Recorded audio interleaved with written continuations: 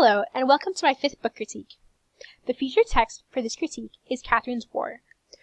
Originally, I was intrigued by the title, but once I started reading, I fell in love with not only the style, but also the story behind this book. So this is a graphic novel, but it's also a historical fiction. It's based off of the true story of the author's mother and her experiences as a Jewish child during World War II. So this is the story of a girl whose name was originally Rachel, but because she was a Jewish child during the war, she had to change her name to Catherine to keep herself safe. She also had to travel all across France in order to try to find a safe place to live, and while she did this, she documented her travels and her experiences through photography, which is why it being a graphic novel really adds a lot to the story. So the first lesson idea I had for this was for 6th grade social studies. And these standards focus on students understanding timelines can have a lot of different information. Geography can tell us a lot of information about people, places, events, and more. And also that things like political factors can cause people to move around and have caused people to move around the Eastern Hemisphere. So after reading the story, students will get into groups and they will map out the route that Catherine traveled. Once they have done that, they will research about the different places that she traveled and what was going on in those places during World War II. So with all this information that they gather, they will create a timeline, and they can use tools such as StoryMap to create this timeline. StoryMap is really interesting because it allows people to create a timeline that can show the travels of someone visually on a map. It also allows you to add things like pictures and titles and more information about those things. So once students have created their timelines, they can collaborate with local museums in order to get an exhibition on World War II where they can show their timelines, and they can also try to get other artifacts to show.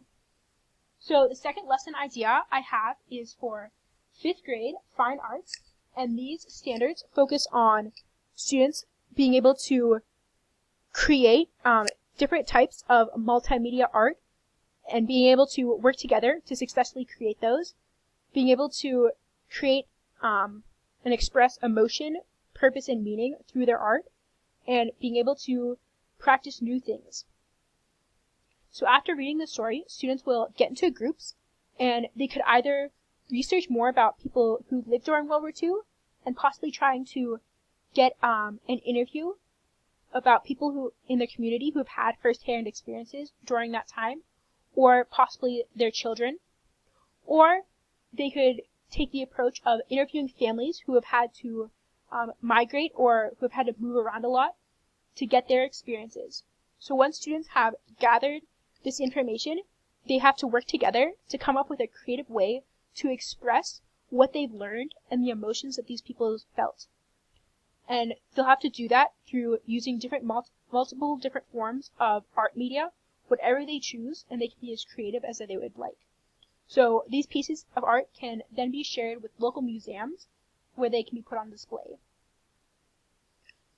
This is a story of a young girl who fought for women's rights for education.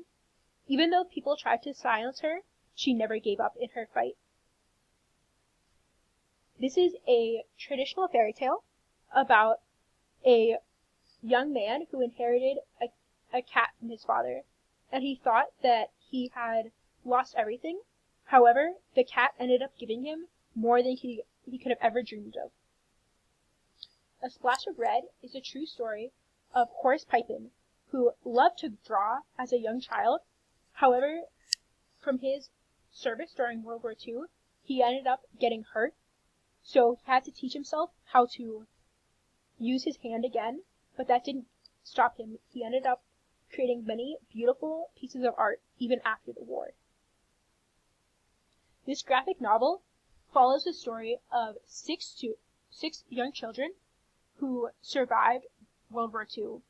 At the end of the book, it provides additional information about them and what happened after the war. This is a fun picture book about a pigeon who will try whatever he can to get you to let him drive the bus.